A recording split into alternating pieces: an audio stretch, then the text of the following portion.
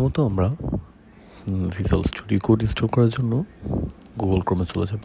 Google ক্রোমে চলে যাওয়ার পর আমরা এখানে লিখব ভিজুয়াল স্টুডিও কোড। দেন এখান থেকে আমরা চলে যাবো ফার্স্ট লিঙ্কে, দেন ডাউনলোড ফর উইন্ডোজ।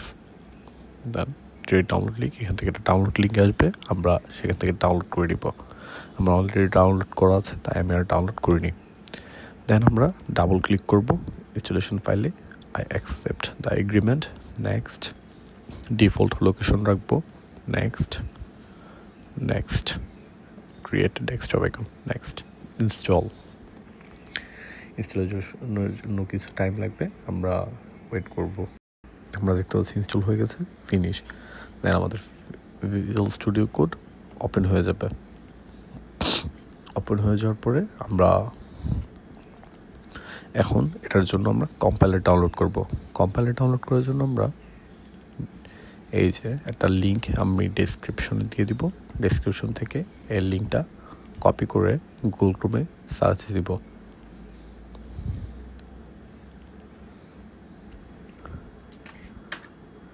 দেন আমরা যেই ইনস্টলেশন ডাউনলোড দ্য ইনস্টলার, এই ফাইলটা ডাউনলোড করে নিব।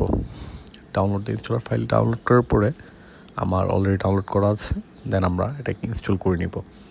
ডাবল ট্যাপ করার পরে এরকম একটা আইকন চলে আসবে। এরকম একটা আইকন চলে আসার পরে আমরা নেক্সটে ক্লিক করব। একটা ডিফল্ট লোকেশন দেওয়া আছে, ডিফল্ট লোকেশনটা আমরা মনে রাখবো। Next next. দেন একটু টাইম লাগবে।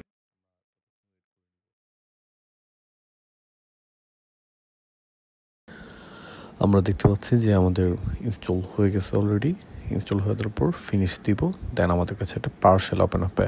এই পাওয়ারশেলটাতে আমরা ডিসক্রিপশনে দিয়ে দিব, এই কোডটা কপি করে নিব। কপি করে দেন এই পাওয়ারশেলে আমরা এটা পেস্ট করে রান করব।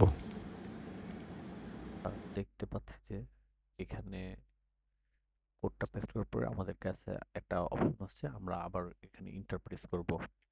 আবার ইন্টারপ্রেস করার পরে আমাদের কাছে পারমিশন যাবে ইয়েস অথবা নো।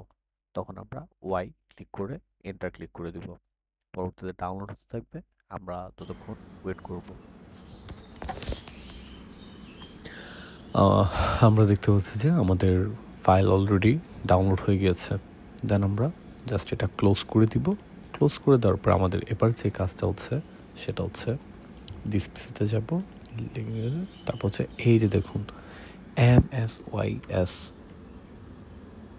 একটা ফাইল আছে, আমি বড় করে দিচ্ছি।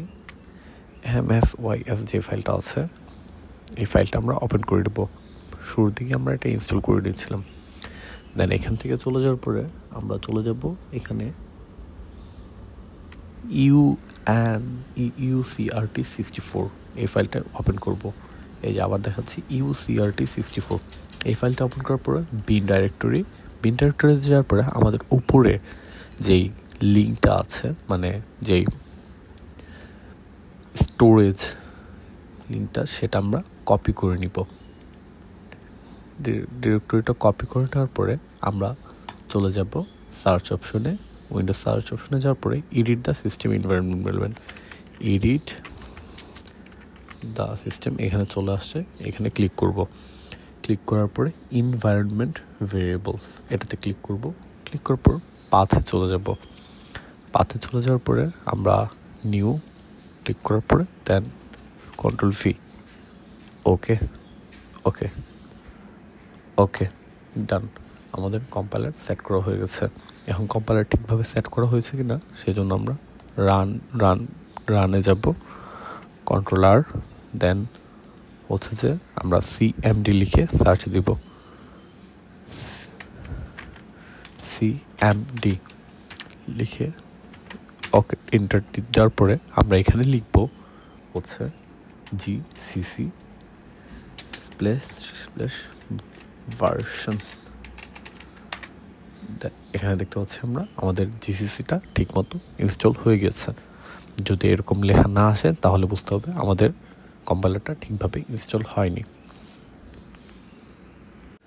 দেন আমরা চলে যাব ভিজুয়াল কোডে যাওয়ার পরে আমরা নিউ ফাইল, টেক্সট ফাইল, এখানে আমরা একটা C কোড লিখে ফেলি। সি কোডটা লিখে ফেলে আমাদেরকে আগে এক্সটেনশনে যেতে হবে, এক্সটেনশনে গিয়ে সি লিখে সার্চ দিতে হবে।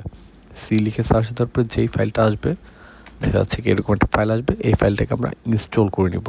আমার অলরেডি ইনস্টল করা ছিল আগে, তাই এখানে ইনস্টল দেখাচ্ছে। ইনস্টল করে নেওয়ার পরে দেন আমাদের এই রান অপশনটা আসবে, অন্যথায় কিন্তু রান অপশনটা আসবে না, আগে ইনস্টল করে নিতে হবে। দেন আমরা ফাইলটাকে সেভ করে নিব। ফাইল সেভ অ্যাস কোনো কিছু দিয়ে .c লিখে সেভ করে দিব। দেন আমরা জাস্ট রান করব।